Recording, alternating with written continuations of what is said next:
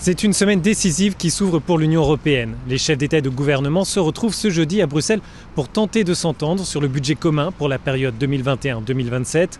Le président du Conseil européen a présenté vendredi son projet. Charles Michel propose entre autres une baisse de 14% de la politique agricole commune. Pour les producteurs, c'est l'avenir du secteur qui est en jeu. La politique agricole commune, la PAC, est un des piliers de la construction européenne.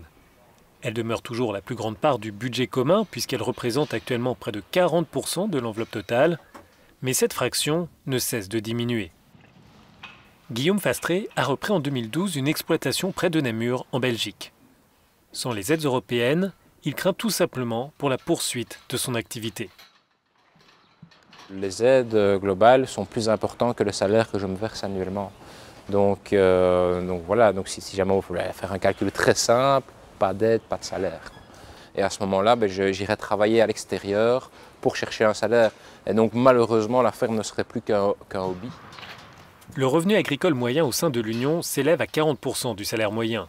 Mais au-delà de la question des bénéfices, c'est tout un modèle de production qui serait remis en cause par une baisse de la PAC. Avec 290 bovins et près de 4800 poulets, Guillaume Fastré dirige une exploitation familiale qui ne peut pas survivre sans le soutien européen. La ferme à taille humaine, oui, risque de disparaître sans les aides aujourd'hui. C'est vraiment à ça que sert l'aide, c'est à garder une ferme, une agriculture à taille humaine et respectueuse de l'environnement dans nos régions, et tout en étant viable. Pour Guillaume Fastré, c'est la diversité du modèle agricole européen qui dépend de la PAC. Agriculteurs et producteurs sont aussi en première ligne pour réaliser les objectifs environnementaux de l'Union.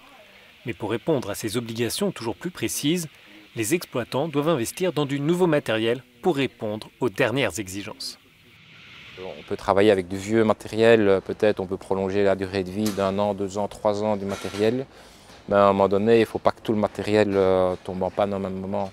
Et donc c'est pour ça qu'ici, si on veut continuer à avoir des fermes performantes et pour continuer à utiliser notre outil, on a besoin de ces aides-là.